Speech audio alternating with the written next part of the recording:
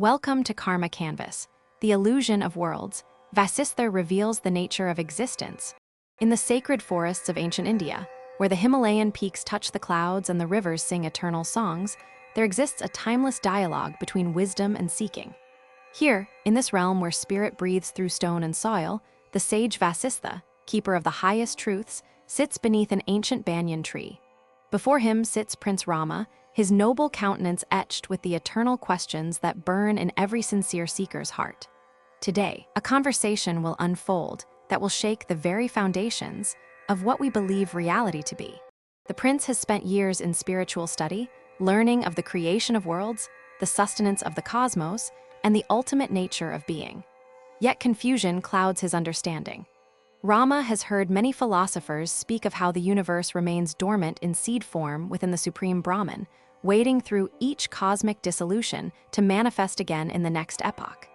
This teaching has troubled his heart, for it seems to contain contradictions that his mind cannot resolve.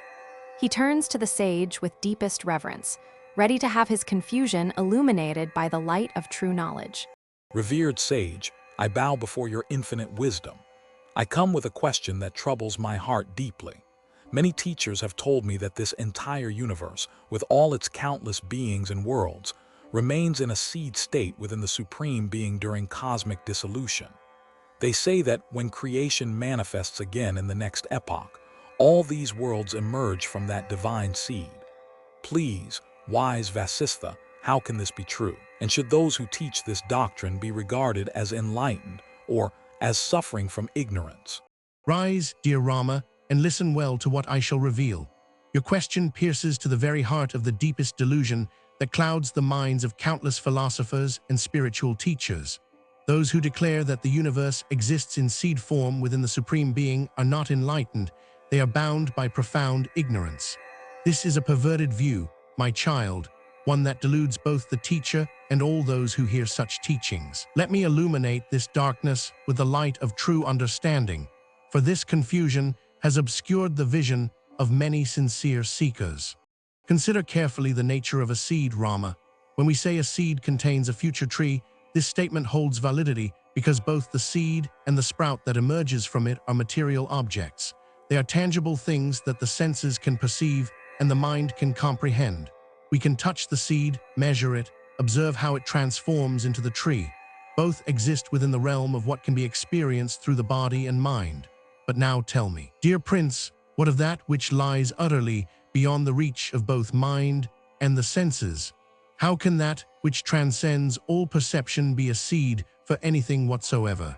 The Supreme Brahman is subtler than space itself, more refined than the finest ether, utterly transcendent to all dimensional limitations.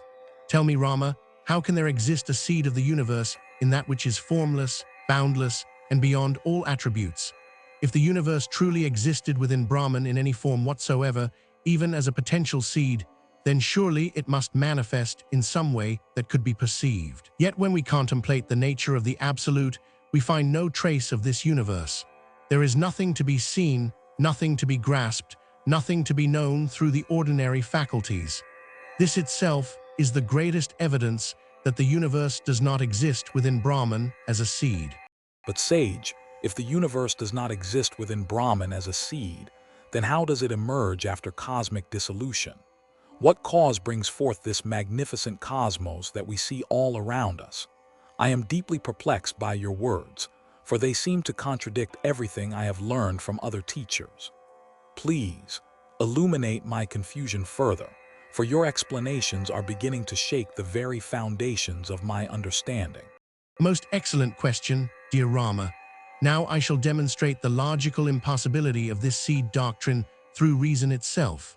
If the universe truly existed in seed form within the absolute Brahman during the cosmic dissolution, then the universe would require a cooperative cause, an external agent or condition, to bring about its manifestation once again. To assume that the universe simply manifests spontaneously from Brahman without such a cooperative cause is like assuming that a barren woman's daughter could be born and grow into a woman. Such a thing is logically impossible, for it violates the laws of causation that govern existence. Therefore, the true understanding, dear Prince, is that the fundamental cause must be seen as the very nature of the Supreme Being itself. This nature is eternal and unchanging. It continues in exactly the same way before creation, during creation, and after the cosmic dissolution. There is no coming into being, no manifestation, no special causation between the Supreme Being and the universe. The relationship between Brahman and the world is not one of cause and effect. Rather, there is no relationship at all, for only Brahman truly exists. What appears as the world is nothing other than that same Brahman, appearing in different forms through the power of consciousness itself. Prince Rama absorbs these words as a parched earth drinks rain. The sage pauses, allowing the profound truth to settle into the prince's heart.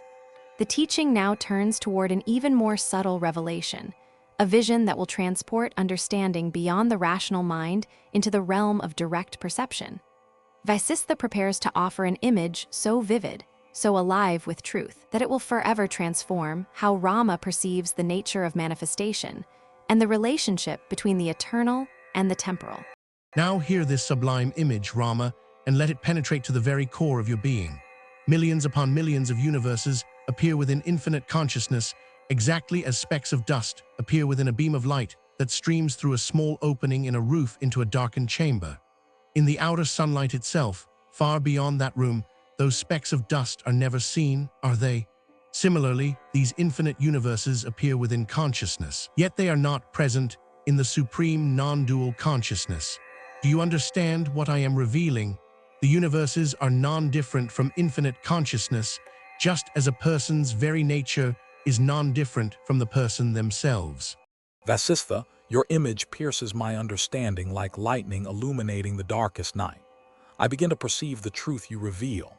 If the universes truly existed in Brahman, they would be perceived there, just as the dust particles can be perceived in the beam of light. Yet you tell me they are not perceived in the supreme consciousness because they are not truly there in any real sense. They appear, yet they are as non-substantial as dust dancing in light. But sage, one final mystery troubles me. From whence arises this very appearance? What gives birth to the world appearance if not some form of causation from the Absolute? You ask the final and most crucial question, dear Rama. At the conclusion of the cosmic dissolution, there arose within consciousness that which is called the creator of the universe. But listen carefully, this creator was nothing more than memory itself. The thoughts and images that arose from this memory constitute what we call the world appearance. Yet here is the supreme truth, my child. The world is no more real than a pie in the sky, a fantastical creation that has no actual existence. For the memory from which all these thoughts sprang has itself no valid basis whatsoever. How can this be? Because all the deities and powers of the previous world cycle, including even the Creator himself, had surely attained liberation. When there is no one remaining to remember, how can memory itself arise? Thus Rama, understand this perfectly. That memory which arose in consciousness, whether from memories of previous experiences or from any other source, appears as the world. This spontaneous appearance of a world in infinite consciousness is the very nature of what we call creation. But here is what you must grasp with absolute clarity. There is no actual creation, no real causation, no true agent bringing forth this appearance. It is precisely like the dream that arises in your own mind during sleep. In the dream, you experience an entire world complete with people, places, dangers, and joys. Yet when you awaken, you realize that all of it emerged from nothing and returned to nothing. Yes, venerable sage, I am beginning to see with clarity now. Just as my dream world seemed absolutely real while I slept, yet proved to be nothing but consciousness taking on apparent forms, so too this waking world appearance must be understood. It seems so substantial, so filled with cause and effect, yet you are revealing that it too is nothing but consciousness appearing in infinite forms. But sage, if this is so, then what of my sense of individual identity? What of I myself? Am I too merely a thought arising in consciousness with no actual reality? Now you approach the ultimate truth, dear Rama. Just as the world appearance is nothing but consciousness taking on the form of perceived objects, the sense of individual identity, thy thought as you experience it, is also nothing but consciousness appearing in a particular form. There is no separate observer existing apart from consciousness. The sense of being an individual entity perceiving the world is itself merely an appearance within infinite consciousness, like one character in a dream imagining itself to be separate from the dreamer. When this is fully understood and directly realized, all seeking ceases, all suffering dissolves, and the supreme freedom that has always been your true nature is revealed. In this moment of supreme transmission, a veil lifts from Prince Rama's consciousness. The teachings of the sage penetrate not merely his intellect but his very being. He perceives, with a clarity that transcends ordinary understanding, that he himself has never been bound, never truly been born, never actually suffered. The world appearance continues around him. The forest still stands, the birds still sing, the breeze still moves, yet all of it is seen now as a divine play, a spontaneous manifestation of consciousness that has no causal source and requires no seed to perpetuate itself. Blessed sage, through your grace, the darkness has lifted from my understanding. I now perceive with certainty that the universe is not born from some cosmic seed, that it arises without cause, that it is eternally unreal in substance, and that behind all this magnificent appearance, only infinite consciousness truly exists. And I perceive too that my own nature is not separate from this consciousness.